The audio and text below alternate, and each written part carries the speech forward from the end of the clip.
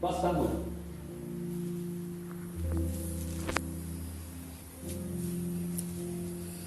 Chapter 9, verse 16. Let's say amen. Amen. Verse 16. Tomorrow about this time, I will send you a man from the land of Benjamin, and you shall anoint him commander over my people Israel, that he may save my people from the hand of the Philistines. For I have looked upon my people, because their cry has come to me. Are you seeing that? That was the anointing coming upon Saul. And God says, I'm anointing him for the people. Also, the anointing that comes to your life comes that you may carry solution for other people. I said it comes so that you can have the power to save other people, the power to deliver other people. The anointing is not only about you, it is also about God using you to bring and make a difference upon people's lives. You don't believe that? You don't sound like you believe that.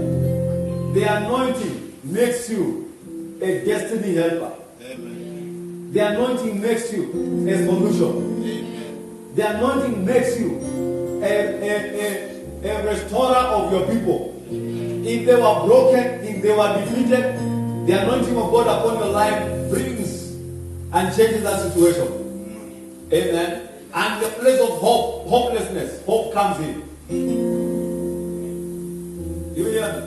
Says I'm anointing for my people.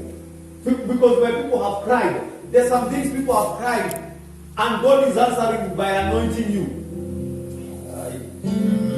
As they may cry, there are people who are in a bad situation, but God anoints you so that you can be a solution when you get there. Amen. That is how the anointing functions. The anointing brings solution.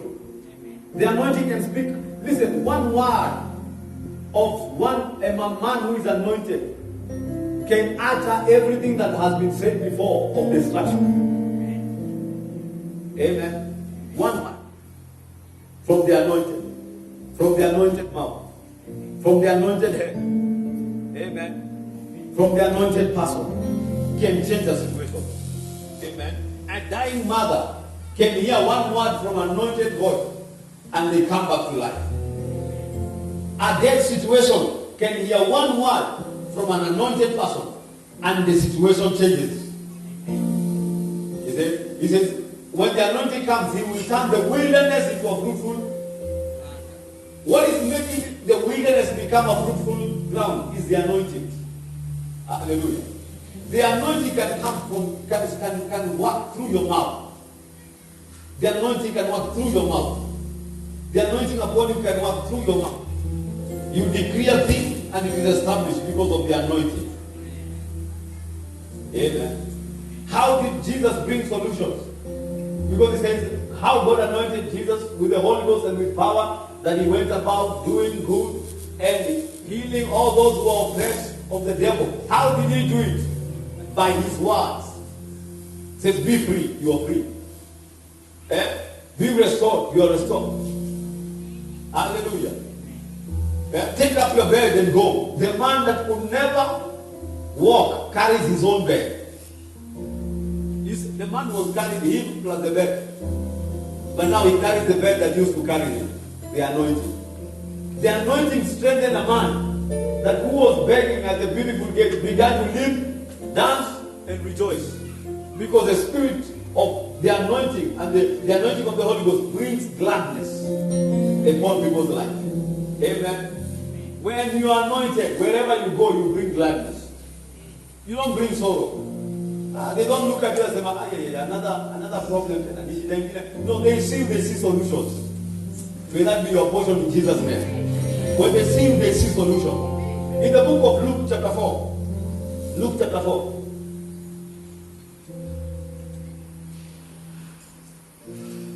Verse 18. Luke 4:18.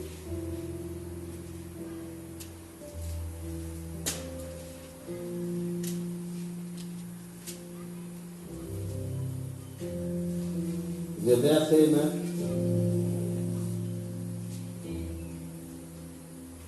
Say the Spirit of the Lord Because you have done what? Anointed. Talk to me.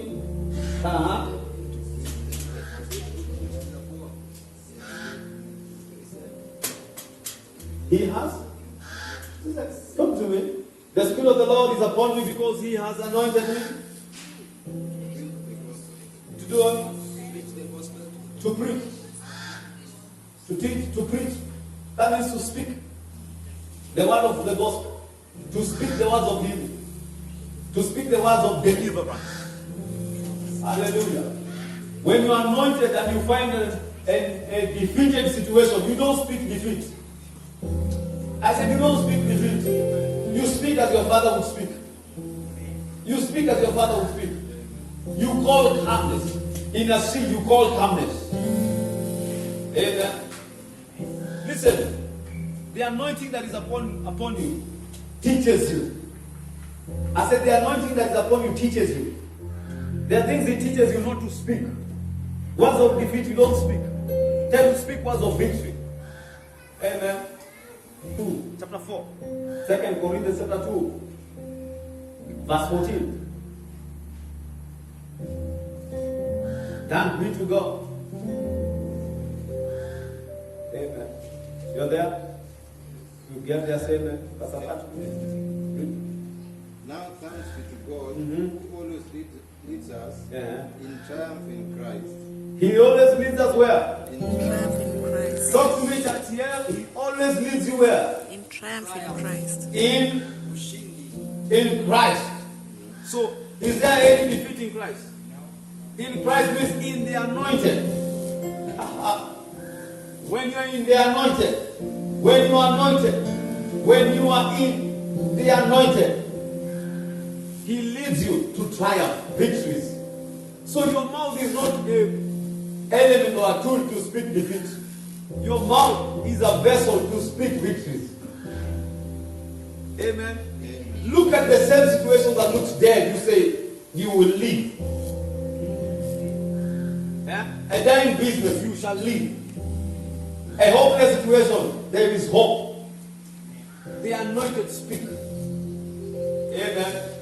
In a lifeless situation, there is life. In a blind situation, there is sight. In a crippled situation, you can walk. In a devastating situation, you can live. That's how the anointing speaks. That's how the anointing teaches us to speak. It teaches us to speak life and not death. When you're exalted, you don't say I'm cast down, you say I'm exalted. I am high. I am above. I am going higher. Listen, even if you don't know the chini, you speak as the anointed. I'm going up. The anointing speaks. Listen, it is wrong for the anointing of God. Let me teach you something. It is wrong for the anointing of God to be upon you, and you use the anointing that God has given you, instead of taking you where God wants you to go, but to take you down. Because listen, whatever you speak comes to pass. The anointing is upon you. The anointing responds to what you say.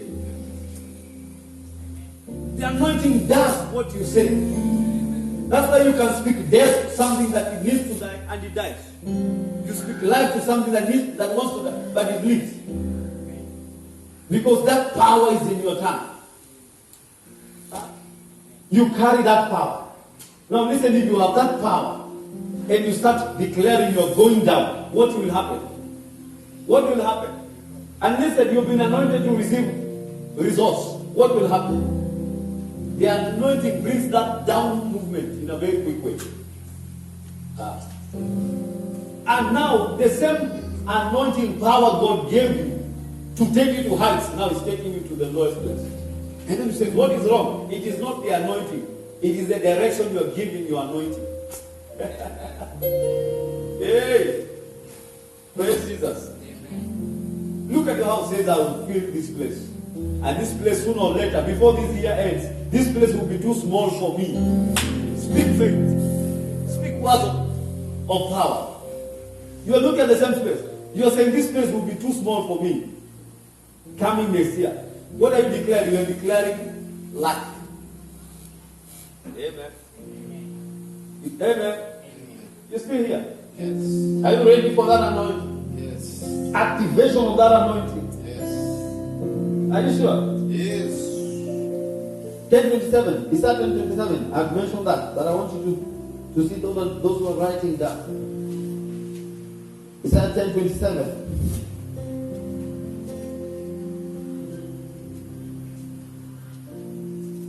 It shall come to pass in that day that his burden will be taken away from you, your shoulder, and his yoke from your neck. And the yoke will be destroyed because of what? The anointing. The yoke will be destroyed because of the anointing. Amen. What the anointing of God is upon you. Exploits. Exploits.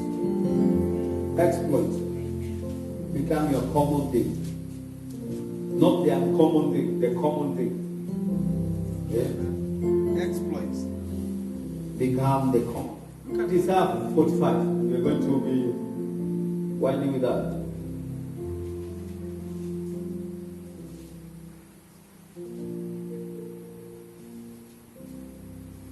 Isaiah 45. Verse 1, that says the Lord to his anointed. I see that. Now that's the Lord speaking to his anointed. To Cyrus, whose right hand I have held, to subdue nations before him, to loose the arm of the kings, to open before him the double doors, so that the gates will not be shut. So that the gates will not be shut. So that the gates will not be shut. That says the Lord to his anointed you. Amen. Whom by my right hand I have upheld. God has lifted. Amen. To open double doors. So that your gates may not be shut. God has anointed you. So that your gates may not be shut. Amen. So that you may open double doors. Amen. As the Lord speak of his anointed, it is the anointing that was working in Cyrus' life. Amen. That says the Lord to his anointed, to Cyrus. Now it says to his anointed, then he specifies to whom? To Cyrus. That says the Lord to his anointed, to Apostle Ken. Specification. To Pastor Patrick. To Pastor Felix. Amen. To subdue nations. Not to be subdued, to subdue. The anointing comes upon your life to subdue. You will subdue what swallowed your family. I said you will subdue what swallowed your family. Amen. What crippled your family, you will subdue. Amen. What was written as your history, you will subdue it. Amen. Lack, you will subdue. You will subdue poverty. You will subdue sickness. And to open before him double doors. That his gates will not be shut. May that same anointing work for you in Jesus' name. May that same anointing work in your life in Jesus' name. Amen. That double doors will open in your life. As the Lord instructed me to this anointing service, he said, for unusual months, unusual year. Amen. Every defeat is in the past. New season, refreshment, fresh oil, fresh exaltation, fresh gladness. Amen. Fresh doors and gates be open continually for us. Fresh strength.